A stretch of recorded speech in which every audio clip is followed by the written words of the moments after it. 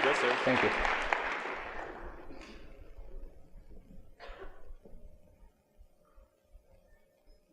Imagine being married at the age of 15, except you had no control over to whom you were married to.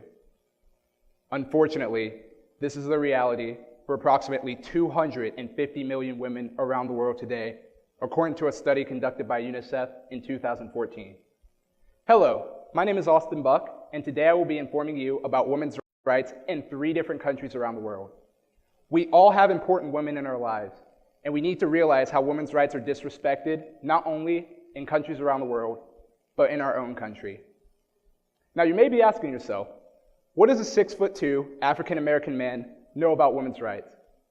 Well, as a minority, my people have a history of fighting for equal rights and overall equality. And I grew up in an international environment and traveled to many different countries around the world, and I've witnessed some of these injustices firsthand. So today, I will be talking to you about women's rights in Saudi Arabia, in Yemen, and in the United States of America. So first, let us take a trip halfway across the globe to a country called Saudi Arabia. Saudi Arabia has some of the worst women's rights violations in the world.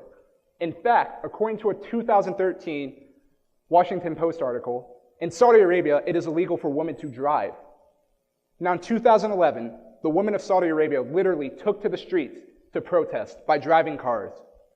Unfortunately, the protest was quickly shut down by the government, and many of the protesters were punished with lashes or even jail time.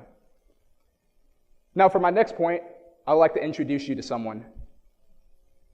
To many, she is known as the girl from Qatif. One night, she was walking home by herself when she was gang raped by 7 men. She was brave. She reported the crime to the police, and eventually her case went to court. Unfortunately for her, Saudi Arabia is one of the few countries around the globe in which women can be punished for being a victim of rape.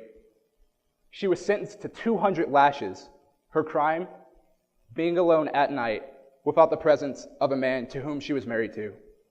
Now, her 200 lashes were more than 6 of her rapists received. On top of all this, in Saudi Arabia, women only recently received the right to vote. This was made official 2 years ago, and women are only just now getting prepared to vote in their very first elections. So now that we have enjoyed our stay in Saudi Arabia, let us travel to a country called Yemen. According to a 2013 World Economic Report, Yemen has even worse women's rights violations than Saudi Arabia. In fact, according to a 2005 Freedom House report, women are, and I quote, not recognized as full persons before the court. This means that in Yemen's justice system, a woman's testimony has no value unless it is backed by the testimony of a man, or a woman is testifying in an area in which a man's testimony is not needed, such as areas of childbirth.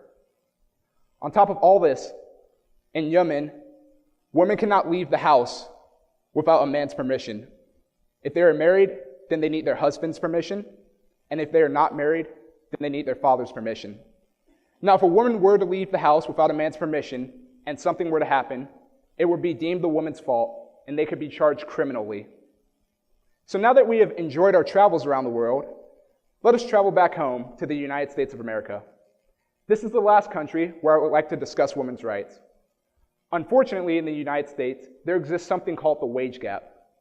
This is the fact that women, on average, earn less money for doing the same jobs as white men. In fact, according to a 2016 report published by the National Partnership for Women and Families, for every $1 a white male would make, a white woman would only make 79 cents. Unfortunately, this statistic is even worse for minority women.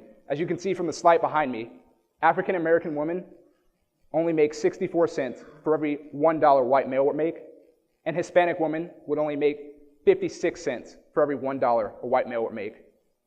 Now, if you add up all the money lost because of the wage gap in a year, this equates to $500 billion in losses for women a year.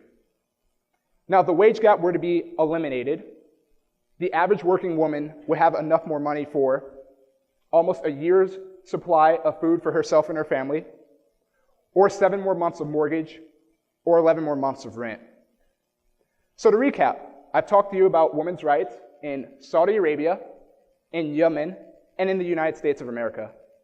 I hope you now have a better understanding about how women's rights are disrespected, not only around the world, but in our own country. And to conclude, I would like to leave you with a quote from Dr. Martin Luther King Jr. "An injustice anywhere is a threat to justice everywhere." Thank you for your time today.